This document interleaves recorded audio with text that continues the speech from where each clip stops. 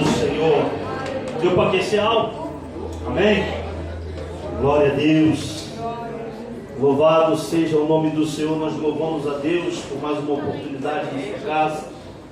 Estamos aqui para trazer uma palavra da parte de Deus para a igreja. E você que veio à casa do Senhor, com certeza Deus está muito feliz com você. Porque você levou a sua própria vontade para estar aqui. Amém? A Bíblia fala que Ele honra aqueles que honram a Ele. Então Deus vai honrar a tua vida hoje. Amém? Aleluia. Deus tem coisas grandes para nós nesta noite. E você só fez o que foi ministrado no início deste culto por uma razão. Glória a Deus. Porque você confia em Deus. É ou não é verdade? Glória Você a só Deus. orou, intercedeu pelo seu irmão em oração, porque você confia no mover, no agir de Deus. Amém, Jesus. Quem não confia, não ora a Deus. Os ímpios, por exemplo, eles não oram a Deus. Por quê? Não confiam em Deus. Nesse ponto eles são céticos, eles não acreditam nisso. Mas nós somos servos de Deus. Amém, Jesus. Nós somos filhos de Deus. Aleluia. E por sermos filhos de Deus, nós acreditamos, nós confiamos em Deus, nós depositamos todas as nossas petições, toda a nossa vida em quem? Nas mãos de Deus. Amém, Jesus. Ninguém deposita nada na mão de ninguém se não tem confiança. Em termos de confiança, eu louvo muito a Deus porque Deus tem me honrado nessa fé, nesse quesito. Amém, Jesus. Hoje, conversando lá na empresa, o dono da empresa, o diretor da empresa disse assim: eu tenho confiança em deixar uma mala de dinheiro para o Fernando. Ele sabia o que eu ia pregar hoje? Não, mas Deus sabia. Aleluia. Foi para testificar minha fé. Glória a Deus. Eu tenho confiança em deixar uma mala de dinheiro com ele. Eu sei que ele não vai pegar nem um tostão. Olha que coisa. Amém. Amém, Jesus. E isso tem um outro detalhe. Ninguém compra. Ninguém compra isso. Confiança não se compra. Isso é adquirido. Você só vai adquirir confiança em Deus quando você se tornar íntimo de Deus. Quando eu me tornar íntimo de Deus. Amém, Jesus. Aleluia. Por que eu tenho confiança na minha esposa? Porque eu sou íntimo dela. Por que ela confia em mim? Porque ela é minha. Eu sou íntimo a ela. Aleluia. Há uma cumplicidade.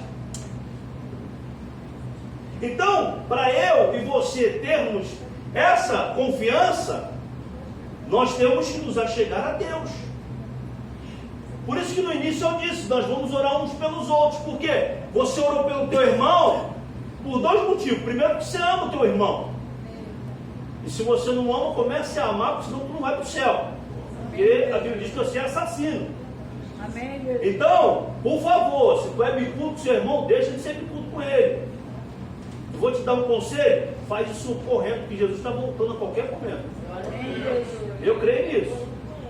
Do jeito que vão as coisas, olha, a perna está aqui e ele está assim, ó. Quase. Então, se tu está bicudo com teu irmão, tira o bico. Amém, Jesus. Aí o que acontece? Aleluia. Então você orou por ele porque você o ama. E você orou a Deus. Por que você orou a Deus pelo seu irmão? Porque você confia em Deus. Aleluia. Porque Glória você a Deus. tem fé em Deus de que Ele é poderoso para fazer infinitamente mais do que você pediu ou do que aquilo que você está imaginando para a vida do teu irmão, para a sua vida. Quando você dobra os joelhos para orar, você não dobra os seus joelhos em vão. Ninguém faz isso mecanicamente. Não, negativo. Primeiro foi gerado em você o quê? Fé. Começa por aí, tudo é pela fé. Então, se eu tenho fé, eu vou me ajoelhar para orar, para pedir a Deus. Porque através da minha fé, e fé tem o mesmo sentido e o mesmo significado de confiança, só muda no sentido quando você coloca ele numa frase. É a mesma coisa. Então você tem fé e a confiança que Deus pode atender você. Então você não se ajoelha de qualquer maneira. Você se ajoelha porque você tem fé. Você acredita em Deus. Amém, irmãos? Então a confiança é algo que você adquire. Por isso que o tema dessa mensagem hoje é a segunda mensagem com esse tema, tá, irmão? Confiando firmemente em Deus. E tem um detalhe interessante antes de eu começar aqui a ler, que o detalhe é o seguinte: ou você confia em Deus ou você não confia. A gente vai ver mais à frente que houve um momento na história de Israel que eles deixaram o negócio ficar estreito lá deles. Ficaram assim, ó, vou confiar ou não vou confiar? Vou ter fé ou não vou ter fé? Eu acredito ou não acredito? Tem crente que é assim até hoje. Ele passa por um problema, uma situação e começa: será que Deus vai fazer? Será que Deus não vai fazer? Será que Deus é assim? Será que Deus... Irmãos, não pode existir isso na tua vida. Você está passando por uma dificuldade, onde você tem que crer piamente o tempo todo que Deus está olhando por você e algo diferente na hora certa vai acontecer. Aleluia. Se você ficar duvidando, você vai estar só retardando a tua bênção. Vou te contar um testemunho rápido. 30 anos a minha mãe orando pelo meu pai. 30 anos. Ô mulherzinha de fé aquela, né? Ia ter só um pouquinho. 30 anos a minha mãe orava pelo meu pai. Quantas das vezes eu cheguei bêbado, trêbado em casa, e ela de joelhos na cama dela orando. E o meu pai, lá para não sei da onde, bêbado, também bêbado, e ela orando. Aí chegava na porta do quarto dela: aí, coroa,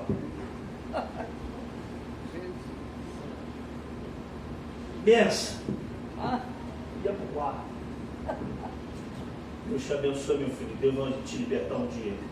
Era isso que ela falava. Você coava no meu ouvido muitas das vezes. Deus te abençoe, meu filho. Um dia eu ainda vou ver você liberto disso. Amém, Jesus. E para o meu pai, a mesma coisa. Fernando, você vai largar essa bebida um dia. Meu pai também era Fernando. Deus honrou a fé dela, sabe quando? No último dia da vida do meu pai.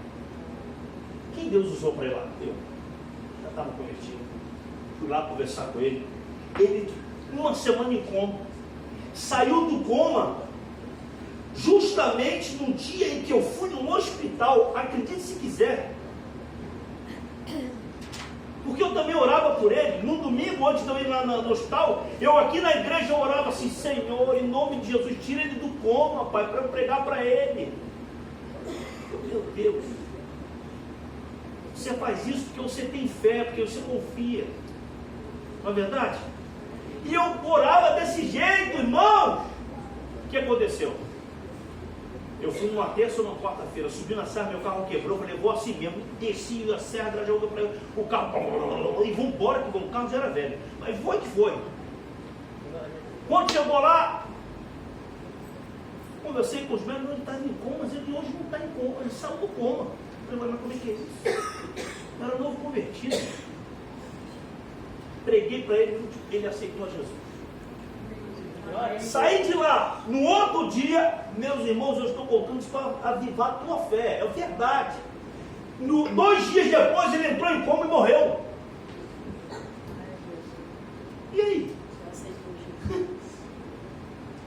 Saí de lá feliz, alegre, sorridente. Meu Deus, pensa.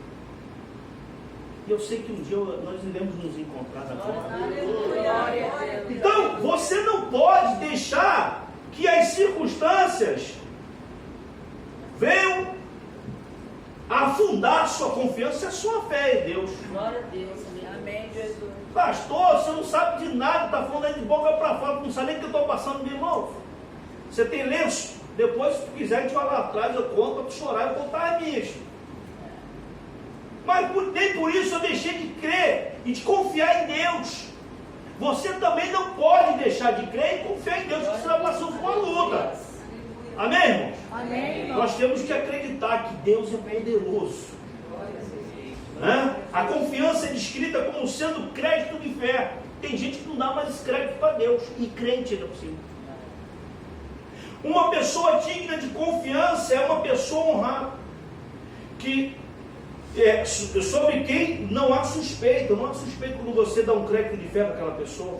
Amém. A Bíblia fala em Hebreus 13:8, Jesus Cristo, ontem e hoje é o mesmo, e será sempre.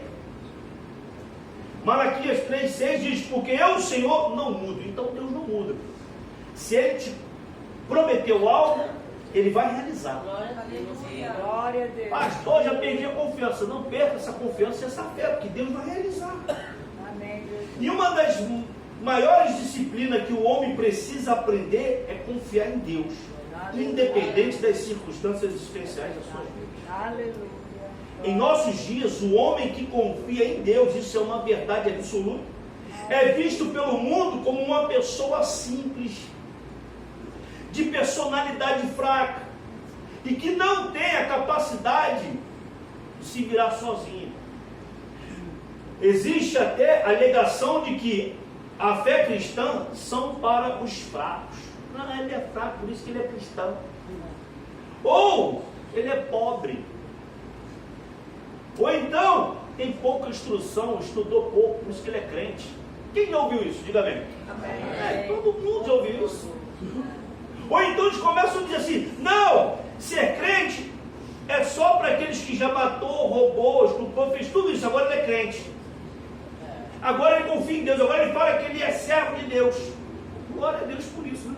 Amém. Uma vez eu fui questionado sobre isso, um amigo trabalha disse para ele assim, a igreja é a igreja dos ex. Não acredito. Sim. Ex isso, ex aquilo, não vou falar nome aqui para... Mas é ex de tudo quanto é jeito, tem na igreja. Por quê? Foi lavado e remido pelo sangue de Jesus.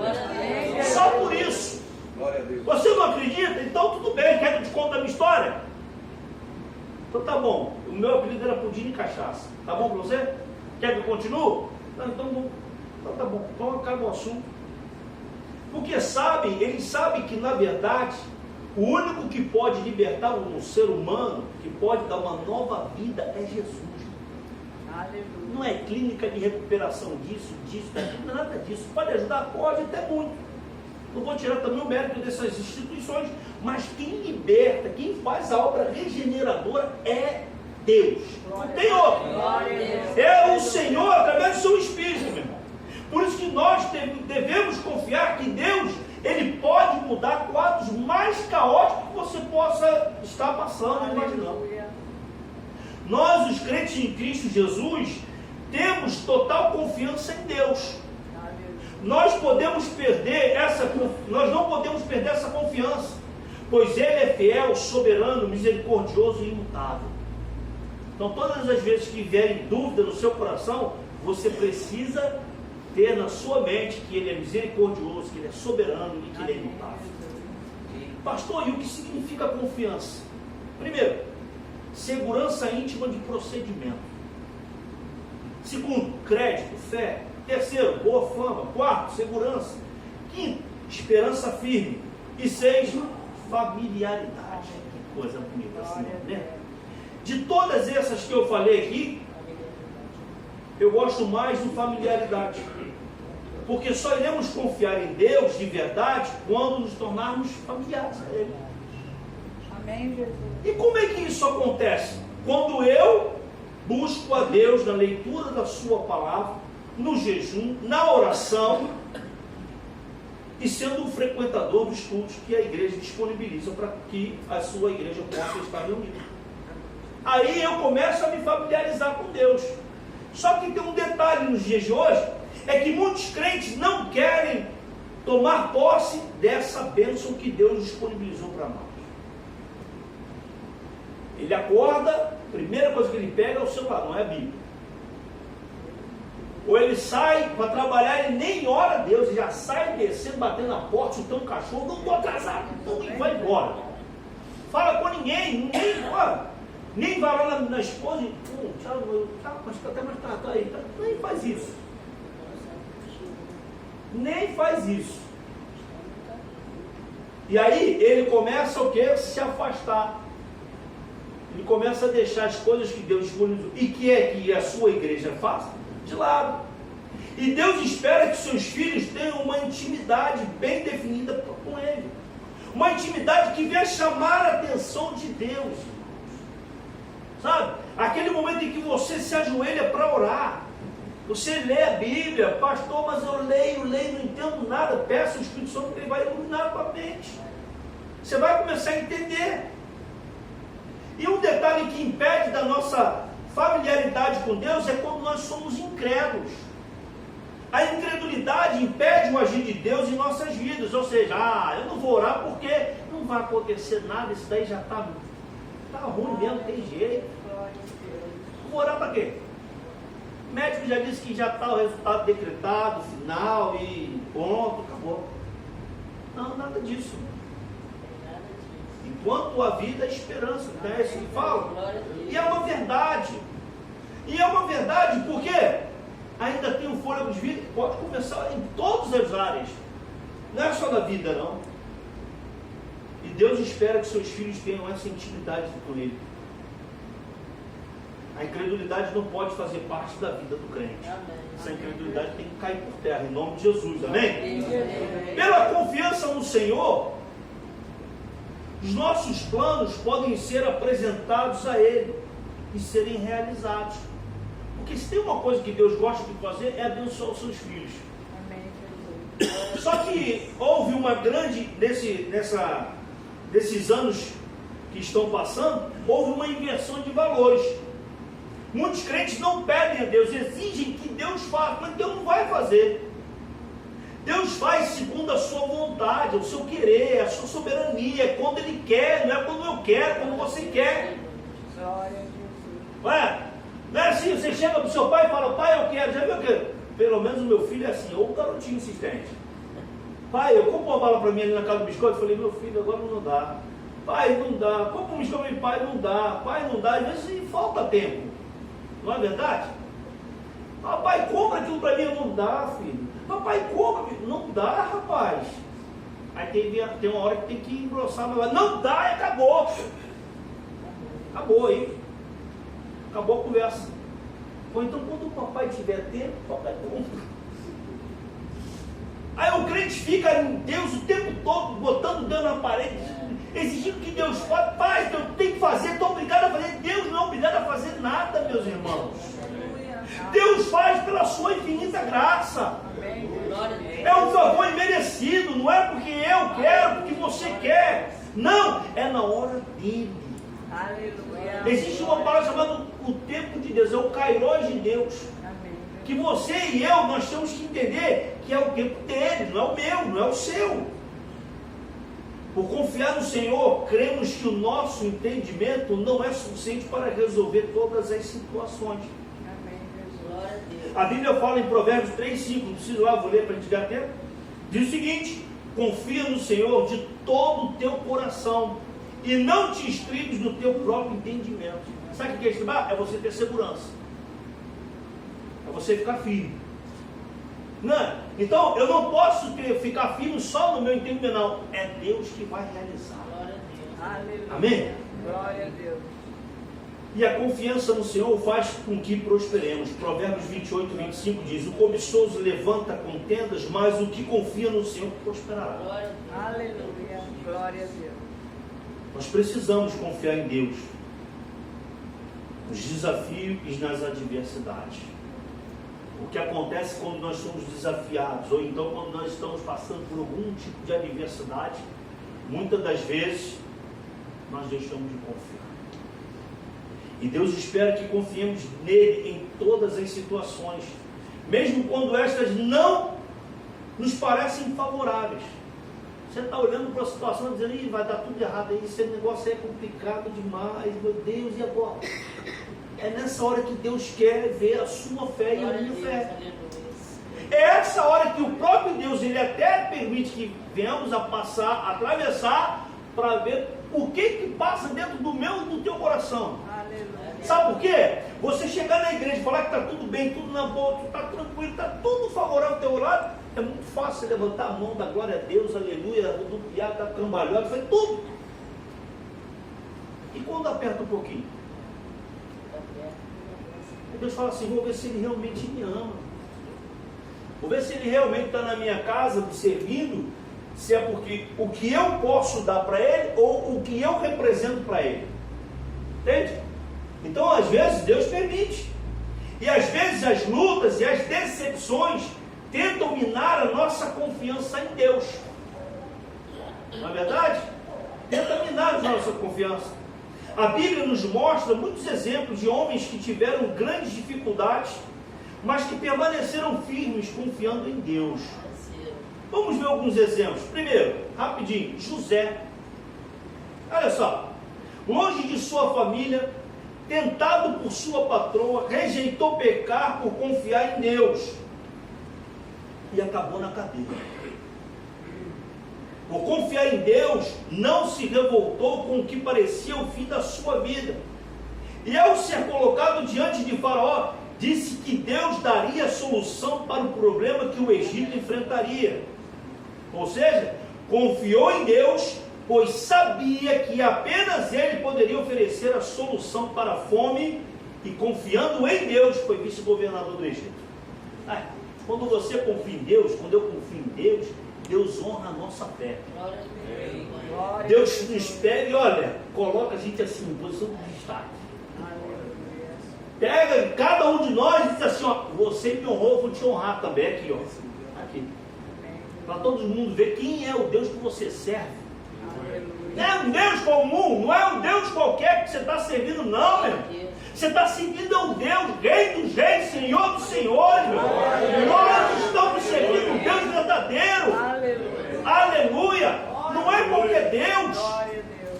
Não é? A Bíblia diz em Gênesis 45, 8: assim não fostes vós que me enviaste para cá, e sim Deus, que me pôs por pai de Faraó e senhor de toda a sua casa, e como governador em toda a terra do Egito. A posição de destaque. Chegou como um escravo e virou governador. Amém. Por quê? Porque ele confiava no Senhor. Glória a Deus. Como é que tu chegou naquela empresa? Eu cheguei, não que isso seja uma coisa bem baixa, tá, irmão? Tu chegou como uma recepcionista na empresa. Tu vai fazer os seus trabalhos, Deus vai te honrar, vai te honrando, vai te honrando, vai te honrando. Quando você menos imaginar, você está lá, ó, cabeça, você é o chefe do setor. Você agora comanda 35 homens, 40 homens. Por quê? Você confiou em Deus, você honrou a Deus, você mostrou para o seu patrão que você é capaz e ele honrou a tua vida. É assim que Deus faz. Não é? É assim que Deus faz. Segundo exemplo, Abraão teve de enfrentar o desafio de viajar, de certa forma, sem rumo, dependendo da orientação divina para chegar onde Deus queria. Teve de confiar em Deus para ter um filho e confiou na providência divina, quando o Senhor pediu Isaac em holocausto. Por confiar em Deus, foi chamado de amigo de Deus. Quando confiamos em Deus, Deus fala para todos, é meu amigo. Ninguém quer ter um amigo infiel, na verdade. Eu quero ter um amigo que eu confie nele, seja fiel a mim. Não é verdade? Ninguém fala, não, você é meu amigo. Nem é assim, não. Quando você não tem muita intimidade, é como? Colega. Amigo é uma coisa mais íntima. Não é? É uma coisa mais profunda. Não é... Mas esse amigo não é de você viver na casa do teu amigo todos os dias. Não é nada disso.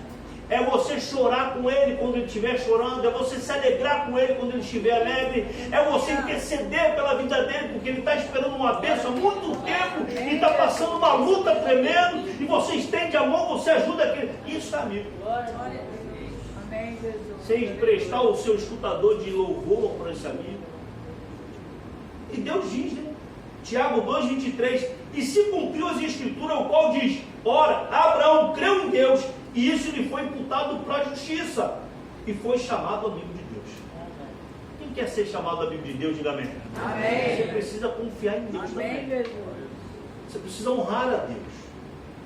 Apenas a confiança faz com que a amizade possa existir. Terceiro exemplo é o apóstolo Paulo. Paulo recebeu de Deus a promessa de que iria testemunhar de Jesus em Roma. Mas Paulo foi para lá como um prisioneiro, e o navio que transportava estava afundando. Em meio ao desespero de todos, e sem esperança de serem salvos, em meio a uma tempestade que durava vários dias, Paulo conforta os homens assustados e diz que havia para a sua vida uma promessa de Deus a ser cumprida. E por ela, o Senhor preservaria a vida de todos que estavam no navio. Que coisa! Sabe por que Deus está preservando a vida daquele que você ora? Você tem colocado ele nas mãos de Deus porque você confia em Deus. Amém, Deus está preservando. Vai ter um momento que vai chegar aqui e vai aceitar Jesus. Olha aqui, ó. Olha aqui, ó. O ano da fé, crê no Senhor Jesus, será salvo aqui a tua casa. Amém, Jesus. Quem crê nisso, diga amém. Amém. Vai ter uma hora que você vai entrar aqui com a tua família toda reunida, meu irmão. Aleluia. Eu creio dessa forma. Se eu não creio dessa forma, então eu não tenho que pregar o Evangelho. Que é promessa de Deus. Se é promessa de Deus, o que eu preciso fazer? Confiar e honrar a Deus. Só isso. O tempo dele, olha, é o tempo que ele vai ter determinado para cada uma de nossas promessas. Amém? Quarto e último exemplo é Noé. A história de Noé e sua arca é tão impressionante que até hoje sua veracidade é questionada pelos céticos. Isso por si só mostra o tamanho da fé desse homem e a confiança que ele teve. A Bíblia diz: assim fez Noé, conforme tudo o que Deus lhe mandou, assim o fez. Aleluia. Confiar em Deus e em suas palavras faz a diferença na hora da desorientação, da traição, da injustiça, do medo e do desespero. E é essa confiança firme que precisamos ter sempre. Nós não podemos duvidar do agir de Deus em nossas vidas, pois Deus é fiel. Amém, irmão? Muitas das vezes nós estamos andando na contramão de Deus nesse quesito. Olha, não são muitos crentes. São muitos crentes agindo dessa forma. Mas a Bíblia nos adverte que devemos confiar no Senhor e na sua palavra para sermos bem-sucedidos e felizes. Pois a sua palavra é pura e escudo para os que nele confiam. Abra aí, Jeremias capítulo 17. Aleluia. Quem está entendendo, diga amém. Amém. Amém.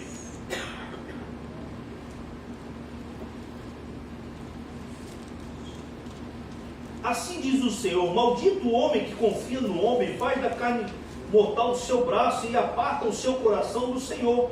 Porque será como um arbusto solitário no deserto e não verá quando vier o bem. Antes, morará nos lugares secos do deserto, na terra salgada e inabitável. Bendito o homem que confia no Senhor e cuja esperança é o Senhor. Porque ele é como árvore plantada junto às águas que estende as suas raízes para o ribeiro. E não receia quando vem o calor, mas a sua folha fica verde. E no ano de sequidão não se perturba, nem deixa de dar fruto. Amém, Jesus. Olha aí, quando eu confio em Deus, quando nós confiamos em Deus, nós vemos frutos. Devemos confiar no Senhor em qualquer circunstância, acreditando sempre que Ele é fiel e justo para nos dar a vitória. Amém? Amém. 1 Coríntios 15, 57 diz: graças a Deus que nos dá a vitória por intermédio de nosso Senhor e Salvador Jesus Cristo. A nossa vitória só pode e só vem por Ele. Amém? Diga para a pessoa que está ao seu lado: confia no Senhor. Aleluia. Mais uma vez, ela não ouviu. Confia no Senhor. Amém? Amém.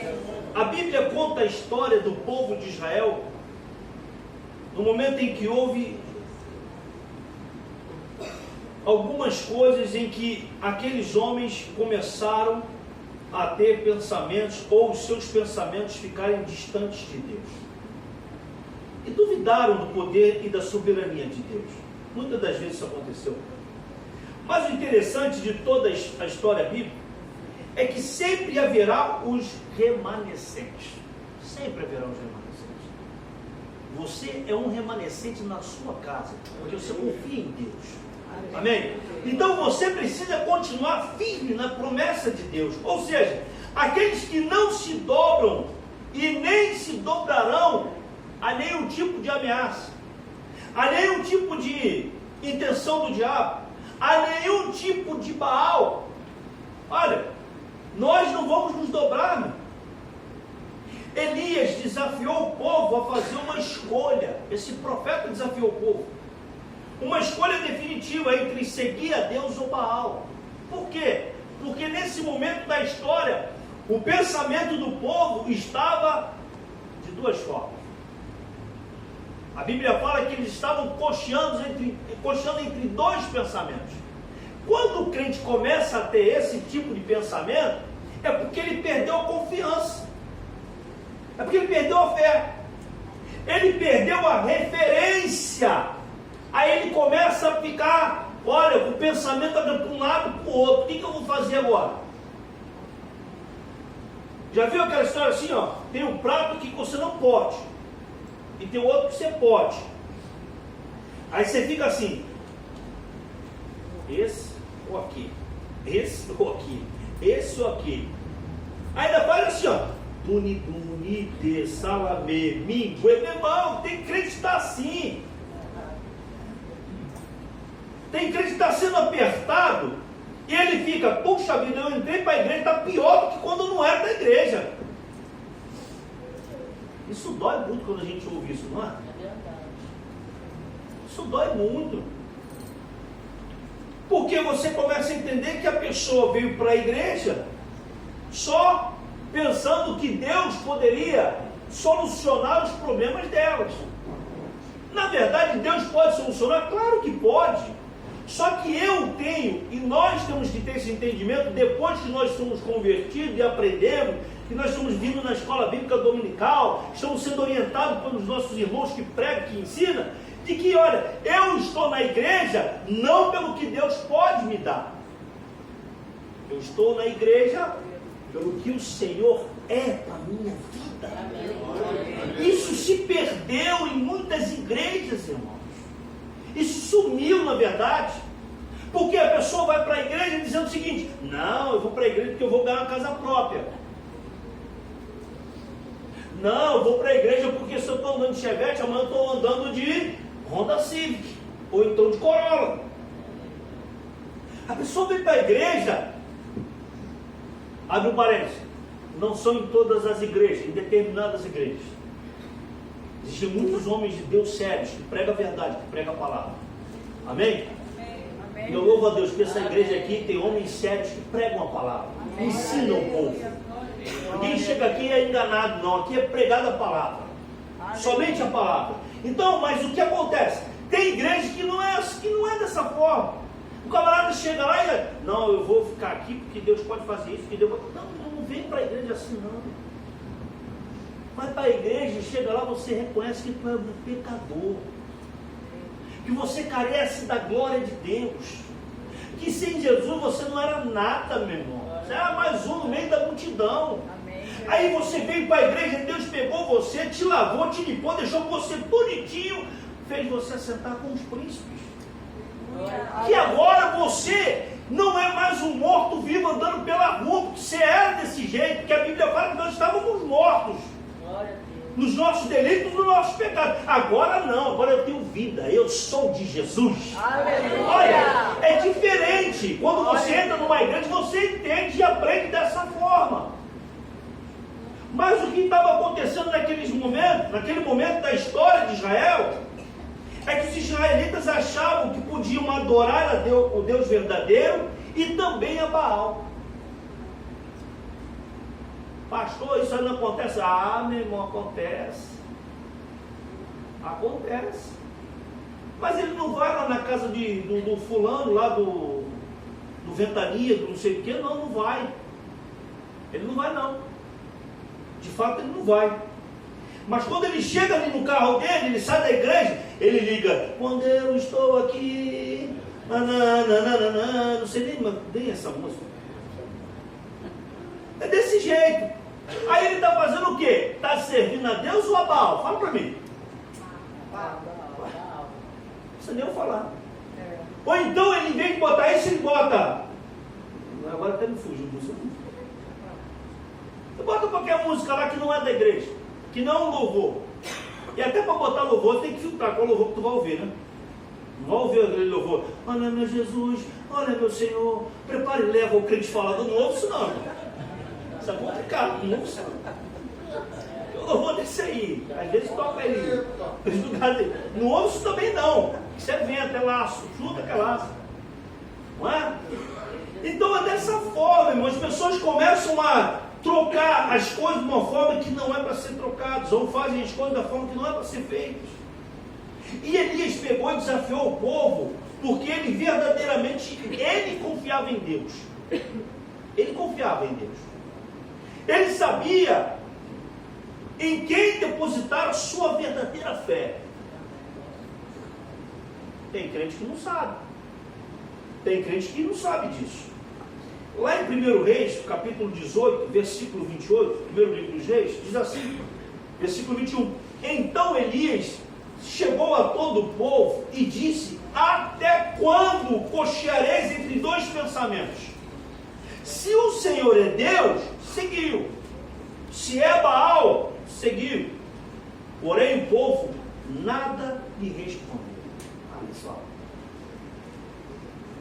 Os justos devem viver neste mundo mediante a sua fé em Deus. E fé aqui significa firme confiança em Deus e na retidão dos seus caminhos.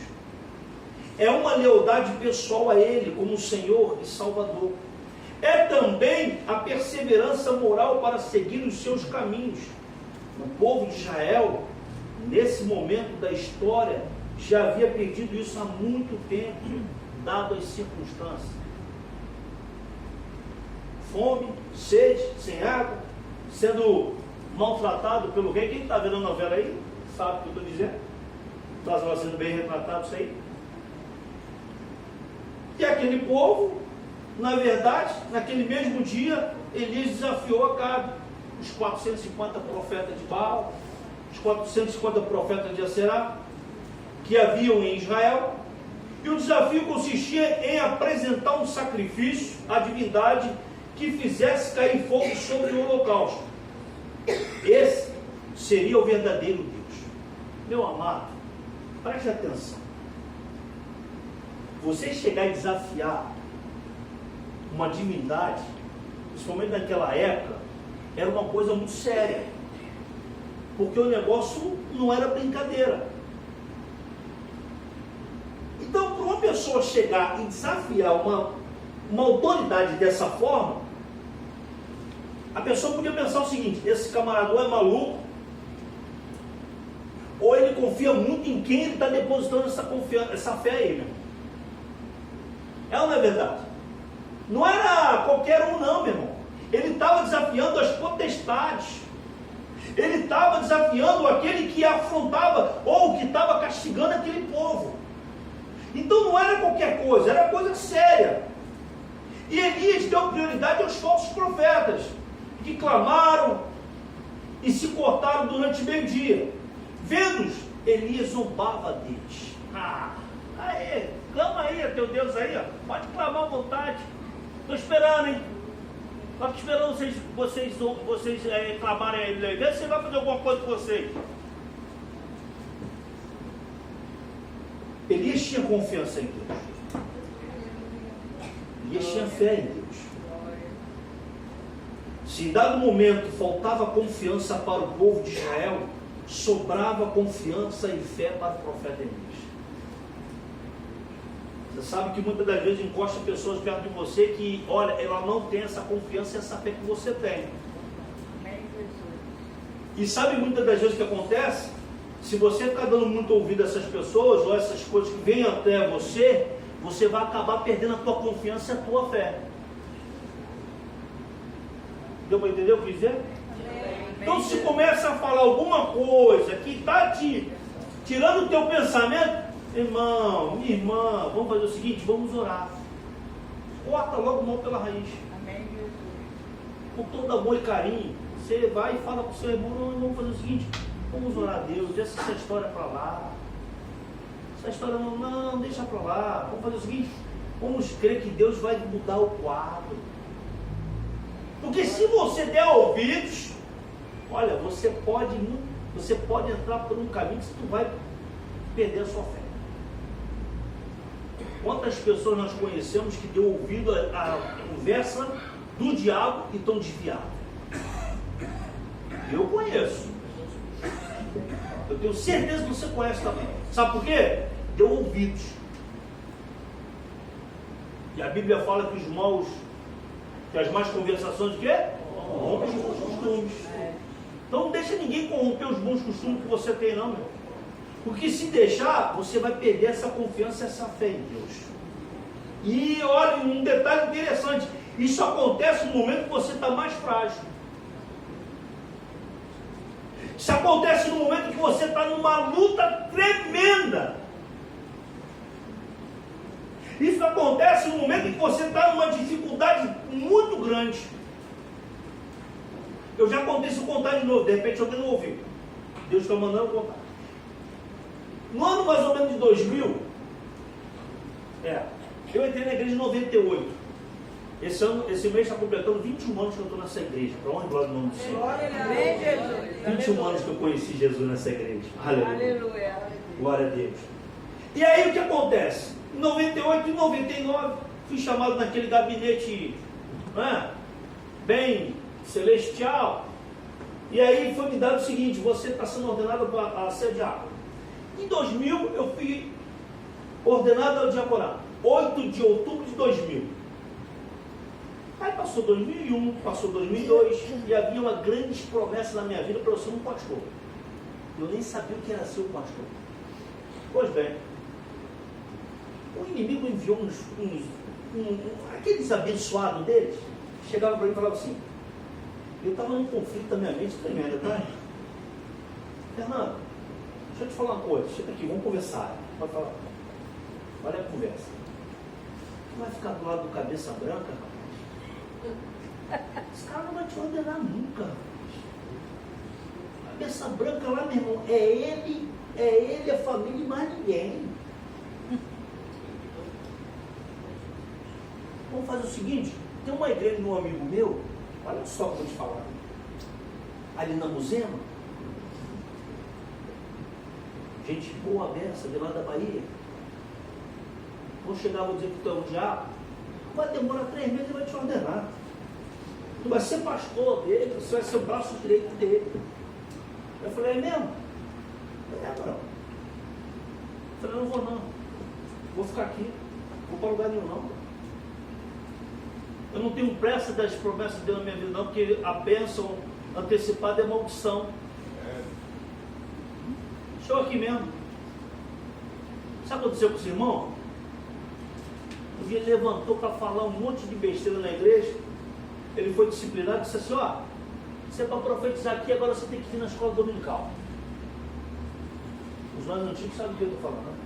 Só nem eu falo. Você tem que vir à escola dominical, você tem que estar aqui aprendendo, depois você começa a profetizar. Se não vir, não profetiza mais. Sabe o que aconteceu? Meu irmão subiu da igreja. Agora imagine se eu tivesse dado ouvidos à conversa dele. Mas não só foi ele não, veio mais ou menos os 2. Que não está na igreja também. Por que eu estou te contando isso? Porque se Deus fez alguma promessa para a tua vida, você tem que permanecer firme, confiando que Deus um dia vai cumprir a sua palavra. Amém, Jesus.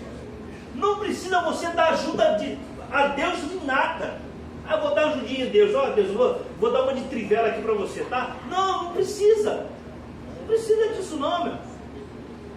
Vou falar novamente. A bênção antecipada é maldição. As más conversações corrompem os bons costumes.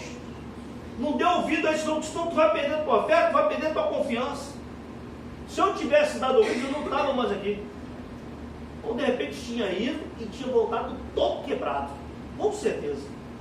Todo lanhado. Para ser tratado pelo pastor. Né?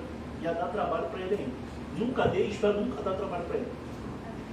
Aleluia. Então ele ia estar voltando todo ganhado para ser tratado por ele e pelo pastor Seixil e pastor Casalberto da época.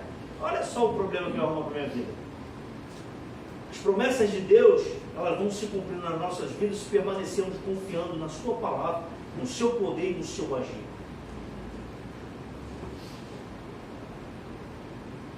Tem muito crente perdendo a confiança em Deus e por coisas que não tem valor nenhum. Pastor, por que isso está acontecendo? Por quê? Porque simplesmente está havendo no meio do povo de Deus uma inversão de valores. Somente por isso. Primeiro livro dos Reis, capítulo 18, vamos ler isso rapidinho? Aleluia! Já estou terminando, tá, irmãos?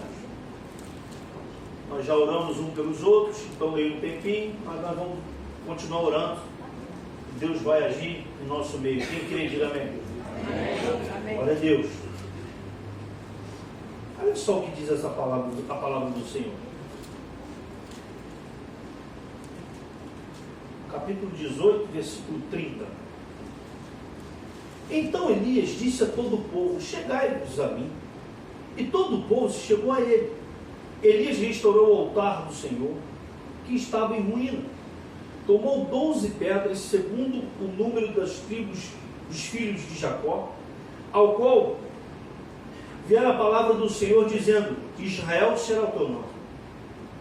Com aquelas pedras edificou o altar em nome do Senhor. Depois fez um rego em redor do altar, tão grande como para semear 2 medidas de semente. Então amou a lenha, dividiu o novilho em pedaços, pô-lo sobre a lenha, e disse: enchei de água 4 cântaros e derramai-a sobre o holocausto e sobre a lenha. Disse ainda: fazei-o segunda vez, e o fizeram. Disse mais: fazei-o terceira vez, e o fizeram a terceira vez. De maneira que a água corria ao redor do altar. Ele encheu também de água o rego. No devido tempo, para apresentar a oferta de manjares, aproximou-se o profeta Elias e disse: o Senhor Deus de Abraão, de Isaque e de Israel, fique hoje sabido que tu és Deus em Israel, e que eu sou o teu servo, e que segundo a tua palavra fiz todas estas coisas. Responde-me, Senhor, responde-me, para que este povo saiba que tu, Senhor, és Deus, e que a ti fizeste retroceder o coração deles. Então caiu o fogo do Senhor e consumiu o holocausto, e a lenha, e as pedras, e a terra, e ainda lambeu a água que estava no rio. Somente terra. Elias desafiou aquele povo, porque ele confiava em Deus. Por fim, eles desistiram. E aí chegou a vez de Elias, que fez dessa forma. E tendo orado, imediatamente o fogo caiu do céu sobre o holocausto, consumiu completamente. Quando o povo viu o fogo do Senhor, caiu com o rosto em terra, reconhecendo que só o Senhor é Deus. Mas precisou primeiro acontecer todo esse para reconhecer que Deus é o Senhor, né? Precisa, às vezes, Deus levar o povo dele a passar por uma dificuldade para reconhecer que Deus é o Senhor? No ponto da história da tua vida, ainda é preciso isso acontecer? Não, meu. Nós já sabemos quem é Deus. Nós já sabemos quem é o Senhor. Nós não precisamos de nenhuma prova clara, viva, de que Deus é o nosso Deus. Que o Senhor Deus é aquele que guarda a minha vida e a tua vida. Eu não preciso mais de provas para dizer: eu creio num Deus vivo. Ninguém mais precisa disso. É só você parar e olhar a sua vida antes de você ser crente. Não tem mais nada. Eu preciso ver alguma coisa que Deus fez na minha vida. Meu irmão, a melhor coisa que Deus fez na sua vida foi salvar você. As outras coisas vieram só como bênção. Mas a bênção maior é você saber que se hoje você partir, você vai para a glória. Pronto, não precisa mais de prova para saber que Deus é Deus. Não, nós não precisamos mais disso. Versículo 41. Então disse Elias a Acabe: sobe, porque depois o profeta ainda, vamos dizer assim, ainda tirou uma onda. Vou orar a Deus para reverter aquela situação que eu falei que ia acontecer. Olha só, sobe, come e bebe, porque já se ouve ruído de abundante chuva. Subiu Acabe a comer e a beber. Elias, porém, subiu com o cimo do Carmelo e, encurvando para a terra, meteu o rosto entre os joelhos. Por que ele fez isso? Porque ele confiava, porque ele tinha fé. E disse ao seu moço: sobe e olha para o lado do mar. Ele subiu, olhou e disse: não há nada. Então lhe disse Elias: volta. E assim por 7 vezes. A 7ª vez disse: eis que se levanta do mar uma nuvem pequena como a palma da mão do homem. Oh, aleluia. Então disse ele: sobe e diz a Acabe: aparelha o teu carro e desce, para que a chuva não te detenha. Dentro em pouco os céus se enegrecerão com nuvens e ventos, e caiu grande chuva. Acabe subiu ao carro e foi para Jezreel.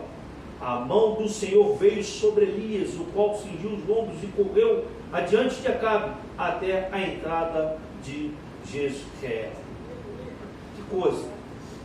Ou seja, por fim, Elias disse a Acabe que voltasse rapidamente para o palácio, para ver o que Deus tinha feito, o que Deus ia fazer. Grande chuva estava vindo. Subiu ao palácio, Acabe subiu ao palácio e comeu. Enquanto isso, Elias foi ao Carmelo para orar e pedir a chuva que caísse sobre Israel.